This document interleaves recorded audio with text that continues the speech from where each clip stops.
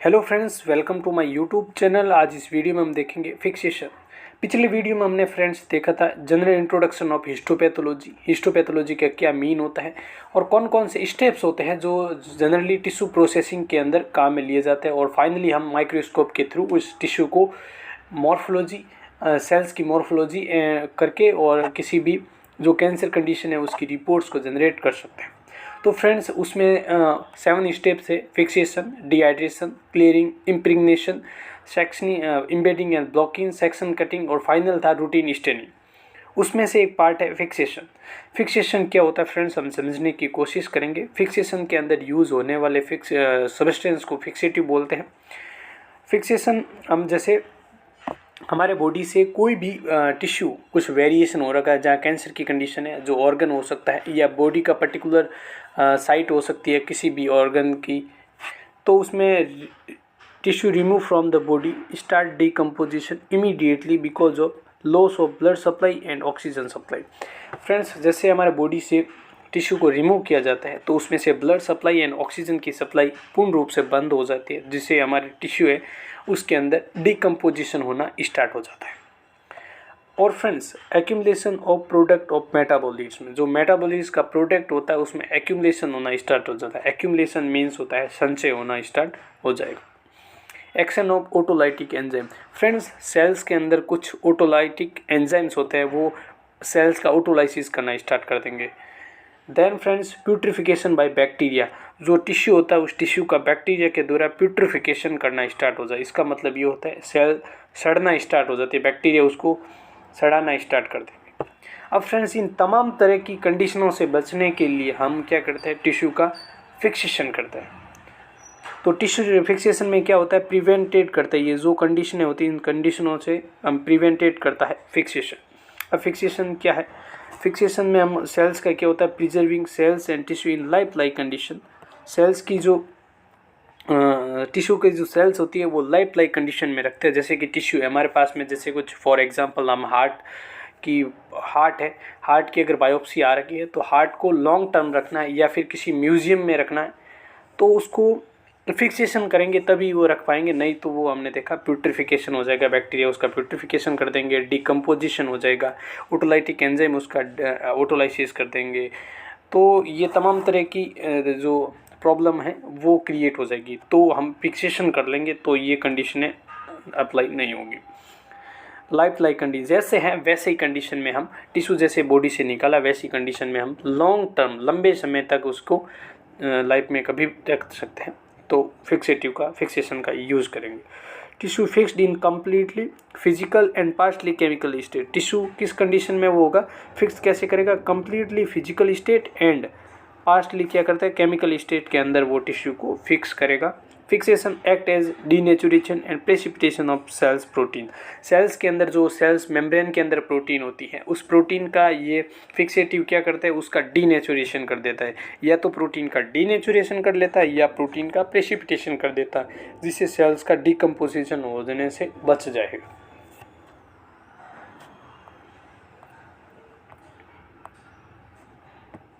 अब फ्रेंड्स देखेंगे फैक्टियल पॉइंट है फॉर फिक्सेटिव के। फैक्टियल पॉइंट कौन कौन से। फिक्सेटिव क्या करता है, प्रिवेंट्स करता है प्यूट्रिफिकेशन।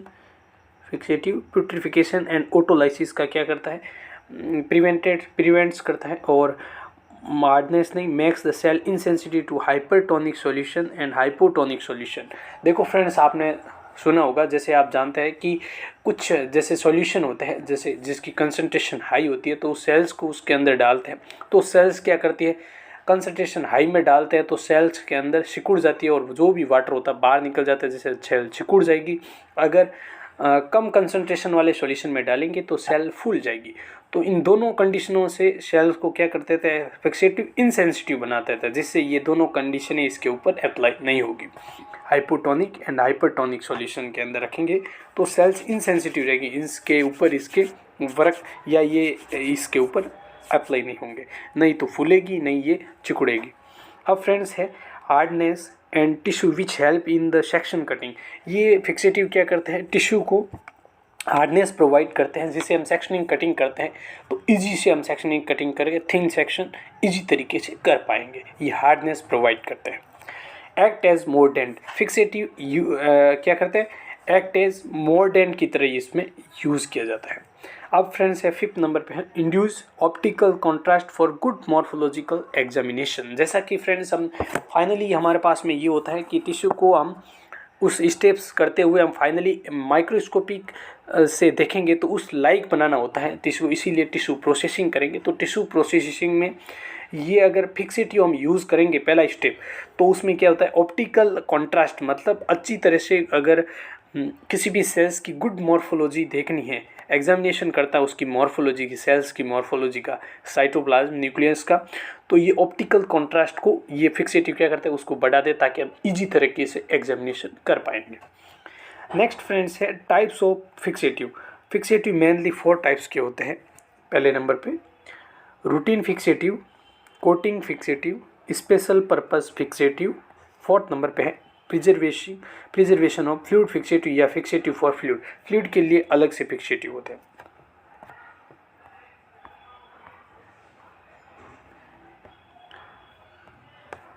सबसे पहले फ्रेंड्स हम देखेंगे रूटीन फिक्सेटिव। रूटीन फिक्सेटिव जैसे नाम से पता से जो रूटीनली प्रैक्टिस में हम यूज़ लेते हैं उन फिक्सेटिव को हम रूटीन फिक्सेटिव बोलते हैं।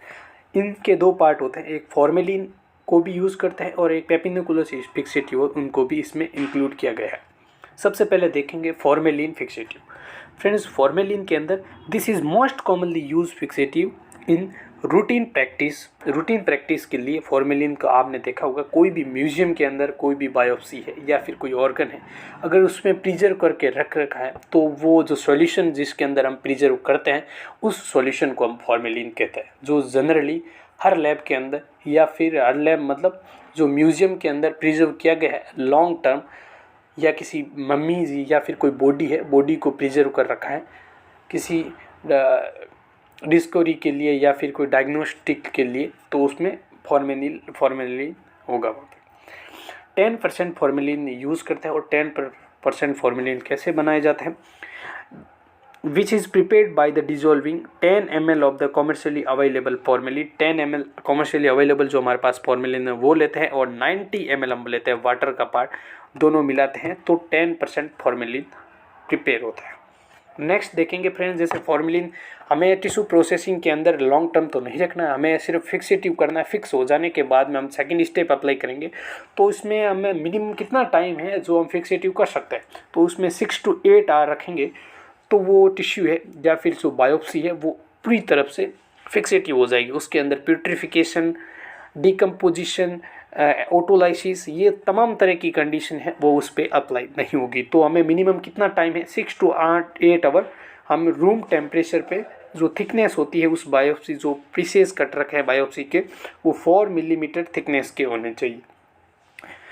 ये फॉर्मेलिन होगा। सेकंड है हमारे पास में पेपिनिकुलस फिक्सेटिव। पेपिनिकुलस फिक्सेटिव ये होता है, इसमें क्या करते हैं, having equal part of ether and 95% of ethanol.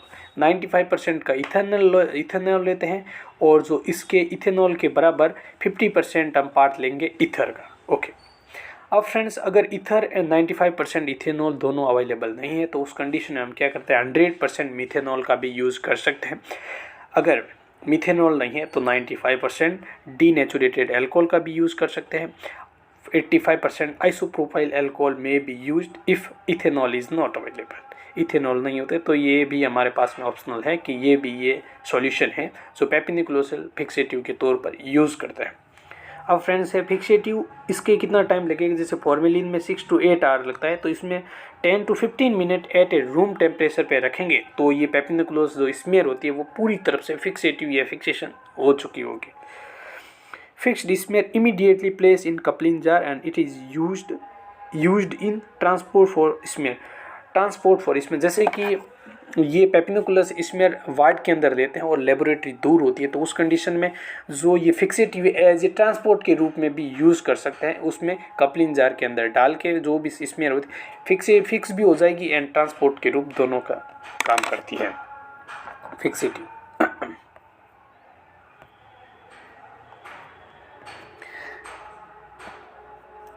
Routine fixative friends, ने हमने देखा ये फॉर्मेलिन, सेकंड था हमारे पास में पेपिनुकुलस फिक्सेटिव। अब फ्रेंड्स सेकंड है हमारे पास में कोटिंग फिक्सेटिव।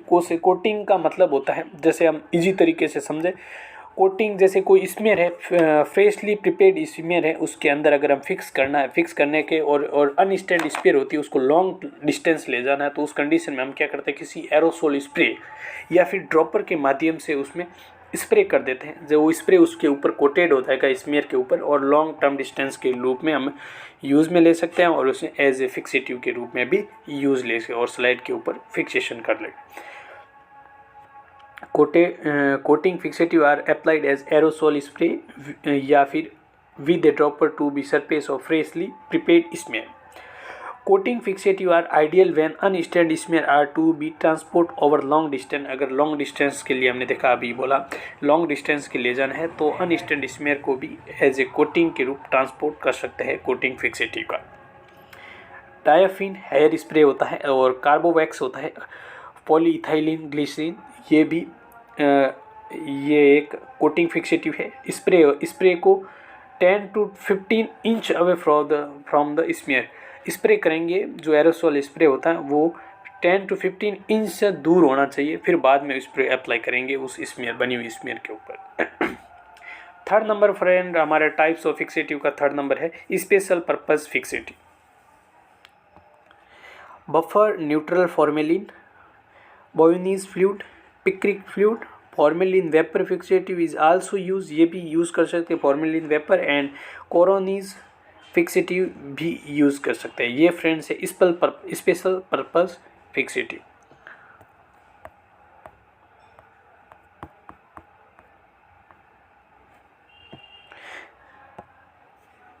नेक्स्ट है फ्रेंड्स हमारे पास में फोर्थ नंबर में preservation of fluid sample. Fluid sample होता है, उसके लिए अलग से फिक्सेटिव होते हैं। फ्लूइड सैंपल में जैसे 50% ethanol is,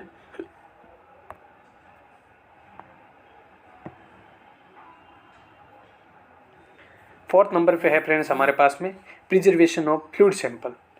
preservation of fluid sample के लिए पर्टिकुलर अलग से फिक्सेटिव होते हैं, जैसे 50% ethanol is equal volume with sample fluid. अब फ्लूइड कौन कौन से होते हैं, CSF होता है, साइनोवियल फ्लूइड होता है, प्लूरल फ्लूइड होता है, एसाइटिक फ्लूइड होता है। तो डिफरेंट टाइप्स के फ्लूइड्स होते हैं, उन फ्लूइड्स को प्रिजर्व करना होता है या फिक्सेशन करना अनिवार्य होता है। तो उस कंडीशन में हम 50% इथेनॉल लेंगे और 50% पार्ट हम लेंगे जो फ्लूइड है जिसका प्रिजर्वेशन करना है या फिर जिसका फिक्सेशन करना है उसको लेंगे। अब फ्रेंड्स 95% इथेनॉल क्यों नहीं यूज़ नहीं ले सकते, 95% ethanol is not use, it is can hardness and structure make impossible to prepare slide. ये फ्रेंड्स क्या होता है, जो 95% इथेनॉल होता है ये सेल्स की स्ट्रक्चर होती है, ये सेल्स को हार्डनेस प्रोवाइड कर देता है, जिससे हम सेल्स की मॉर्फोलॉजी इजी तरीके से नहीं कर पाएंगे, इम्पॉसिबल हो जाएगा। इसीलिए फ्रेंड्स 95% इथेनॉल का हम यूज़ फ्लूइड वाले सैंपल होते हैं वहाँ पे नहीं करते हैं। अगर फ्रेंड्स हमारे पास में 50% इथेनॉल अवेलेबल नहीं है तो 10% formalin can also be used in preservation of fluid sample या फिक्सेशन ऑफ फ्लूइड सैंपल के रूप में हम यूज लेते हैं। ये था फ्रेंड्स हमारा fixation and fixative. First video देखने के बाद सेकंड वीडियो देखना, और थर्ड वीडियो की लिंक डिस्क्रिप्शन में, वहाँ से आप जाके चेकआउट करेंगे। उसमें डिहाइड्रेशन, क्लियरिंग और इम्प्रेग्नेशन तीनों टिश्यू प्रोसेस के स्टेप्स को बताए गए। नेक्स्ट हम पूरा प्रोसीजर देखेंगे टिश्यू प्रोसेसिंग का।